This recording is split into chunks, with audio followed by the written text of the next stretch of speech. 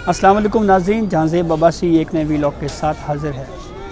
नाज़रीन, कलअदम तहरीक लब्बैक का जो एहतजाजी मार्च है वो इस वक्त वज़ीराबाद के मकाम के ऊपर मौजूद है और वो मार्च कोशिश कर रहा है कि इस्लामाबाद की तरफ हम कामयाब हो सकें इस्लामाबाद में दाखिल होने के लिए।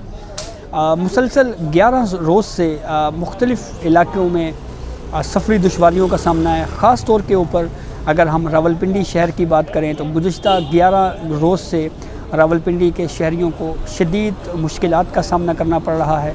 जुड़वां शहरों की मेट्रो बस सर्विस बंद है। इसके अलावा हॉस्पिटल्स, स्कूल्स जो मरी रोड के अतराफ़ में हैं वहाँ पे भी शहरियों को बहुत ज़्यादा मसाइल का सामना करना पड़ रहा है।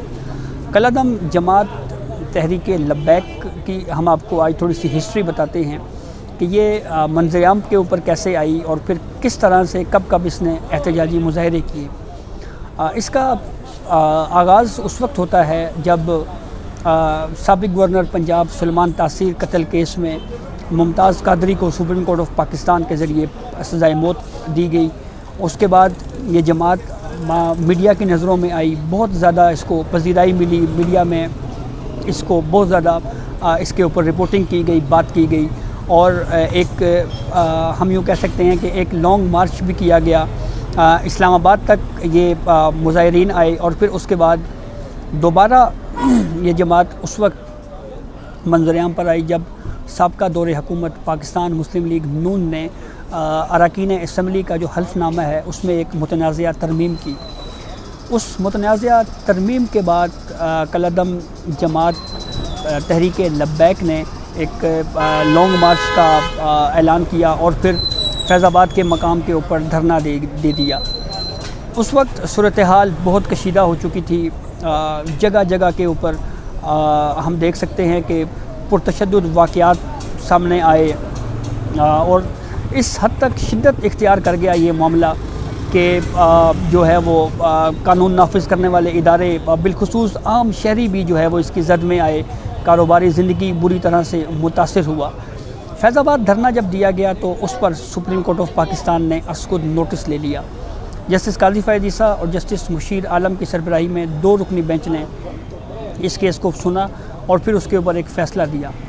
उस फैसले में जस्टिस काजी फ़ैज़ ईसा और मुशीर आलम पर मुश्तमिल 2 रुकनी बेंच ने कुछ अहम ऑब्ज़र्वेशन दी और उन ऑब्ज़र्वेशन में एक ऑब्ज़र्वेशन तो ये थी कि जो हमारे अस्करी इदारे हैं, ख़ास तौर के ऊपर अफ़वाज पाकिस्तान और दीगर जो इदारे हैं उनको ये हिदायत दी गई कि वो अपनी हल्फ की रूगर्दानी ना करें, वायलेशन न करें। इसके अलावा इस अदालती फ़ैसले में ये भी कहा गया कि इस जो धरना है फैज़ाबाद धरना, इसमें शेख रशीद जो हैं वो भी उन्होंने भी हिमायत की, जबकि तहरीक इंसाफ का उलमा विंग भी जो है वो इस धरने जो फैज़ाबाद धरना था इसके हक़ में था।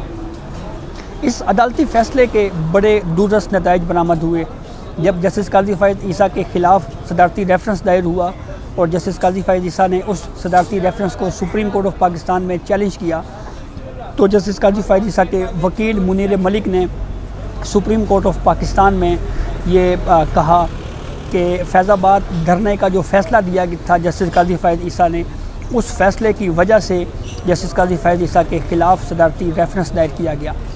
जो दीगर वकला तंजीमें थीं जो इस केस में दरख्वास्त गुजार थीं उनका भी यही मौक़िफ़ था कि फैज़ाबाद धरने की वजह से जस्टिस काजी फ़ैज़ ईसा माफ़ कीजिएगा फैज़ाबाद धरना फ़ैसले की वजह से जस्टिस काजी फ़ैज़ ईसा के ख़िलाफ़ सदारती रेफरेंस दायर किया गया। बहरहाल फिर उसके बाद हुआ कुछ यूँ कि फैज़ाबाद धरने के नतीजे में उस वक्त के वफाकी वज़ीर कानून ज़ाहिद हामिद को अपने ओहदे से मुस्तफ़ी होना पड़ा और फिर एक मुआहदा हुआ और उस मुआहदे में कुछ शराइत तय हुई और फिर जो मुतनाज़ा जो हल्फ में तरमीम का जो कानून था उसको वापस ले लिया गया। उस वक्त की हुकूमत पाकिस्तान मुस्लिम लीग नून ने वो जो मुआहदा था उसको उस हवाले से भी हम आपको बताएंगे, लेकिन अब उस वक्त की हुकूमत पाकिस्तान मुस्लिम लीग नून ने आर्टिकल 245 के तहत जो है वो फ़ौज तैनात करने का फ़ैसला किया, लेकिन उससे पहले ही धरना मुज़ाहिरीन और के दरमियान एक मुआहदा हुआ। और फिर जस्टिस काजी फ़ाइज़ इसाक़ के जो फ़ैसले में ही ये लिखा हुआ है कि वर्दी पहने हुए एक शख्स ने उन मुज़ाहिरीन के दरमियान पैसे भी बांटे। फिर उसके बाद हुकूमत चेंज होती है, उससे पहले आम इंतख़ाबात होते हैं। आम इंतख़ाबात 2018 में तहरीक लब्बैक पाकिस्तान, जो कि उस वक्त कलअदम जमात नहीं थी, उन्होंने सियासत में आने का फ़ैसला किया और भरपूर इलेक्शन कैंपेन भी की और इलेक्शन में हिस्सा भी लिया। ये अलग बात है कि वो कोई बहुत ज़्यादा जो है वो उनको पजीराई ना मिली, सीट्स हासिल नहीं कर सकी, लेकिन सियासी तौर के ऊपर वो सियासत के मैदान में भी वो सामने आई।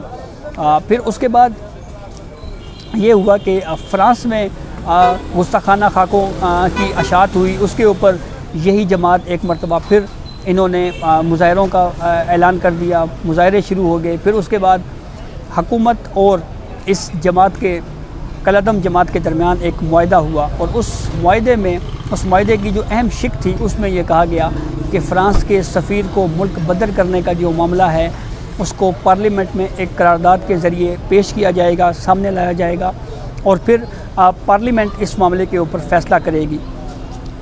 जब वक्त गुज़रा उसके बाद भी जब इस फ़ैसले के ऊपर ये जो मुआहदा था इसके ऊपर अमल ना हुआ तो एक मरतबा फिर इस जमात ने एहतजाज करना शुरू कर दिया।